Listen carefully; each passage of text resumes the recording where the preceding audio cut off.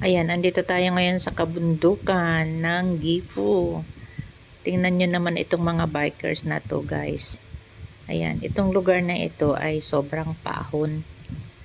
Kaya ang lakas ng loob talaga nilang magbike.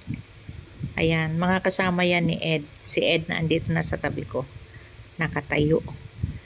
Tingnan ninyo. Oh. Ayan, paahon yan. O, di ba? Lawit ang dila nila. Tingnan ninyo, lalakas ng loob. Oh. Hirap na hirap. Yan, tatlo dyan ay senior. Ito yung kasama nilang si Mataba. Ito naman si Ching, itong nakaputi. Ayan, yung naka-blue, yan yung leader nila si Nonoy. Ayan, senior na po yan. Senior na yan, guys. Tingnan nyo kung gaano katarik yung aahonin nila. O, di ba? O, hirap na hirap. Lawit ang dila. Ano, buhay pa?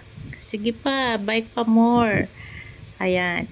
Pero nakakatuwa naman sila. Ang lakas ng mga ano nila, yung stamina. Ayan, kahit hirap na hirap, go pa rin sila.